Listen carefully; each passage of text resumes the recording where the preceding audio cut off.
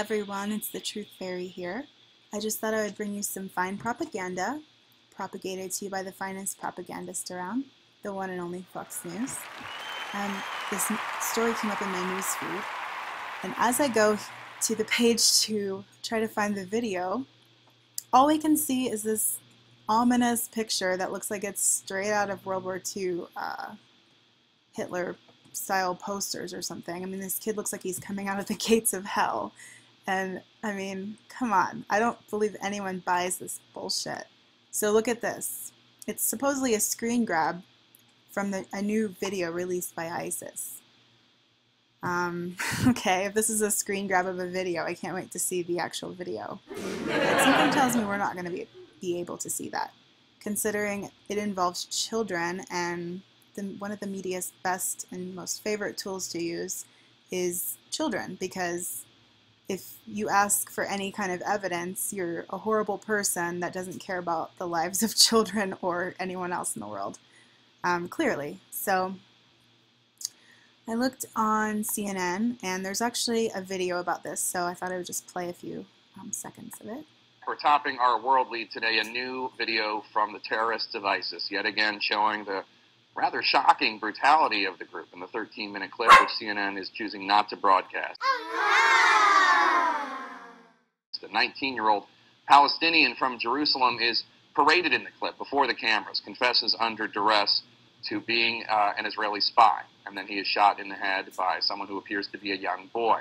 The images of the victim in the video match these photos that have been broadcast and published in Israeli media. Let's go right to CNN's Atika Schubert. She's live in London with all the latest on this story. Atika, do we know if this man actually traveled to Syria? Was he recruited by Israeli intelligence to try to infiltrate ISIS? What do we know? We know that he traveled to Syria from his family about 3.5 months ago, but do we know if he went for Mossad, the Israeli spy agency? We don't know, and the Israeli government isn't commenting on that. The family has said he was not a Mossad agent, but clearly ISIS has portrayed him as such, and in fact they interviewed him, if you can call it an interview. Clearly it was under duress for their propaganda magazine.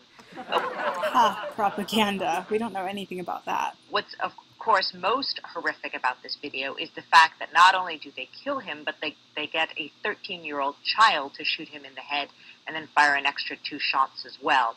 It's also interesting to note that in this video there's actually another ISIS member there, another ISIS militant speaking French.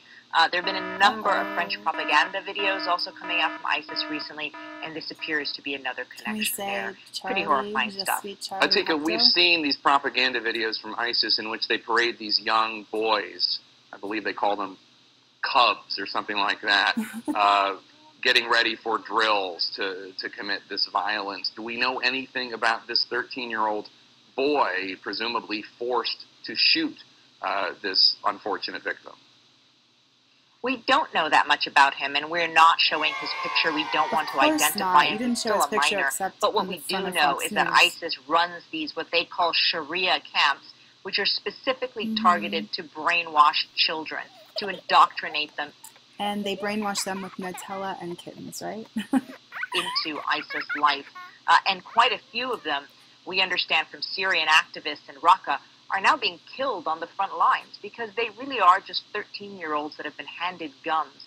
In fact, there has been a recent report that a French 13-year-old was killed on the front lines, ISIS front lines. There's no way for us to verify that. Oh, and we don't expect you to verify anything, CNN. Don't worry about that. Verify anything that's happening inside ISIS-controlled territory. But we do know from activists that children are being indoctrinated in large numbers by ISIS. Atika Schubert live for us.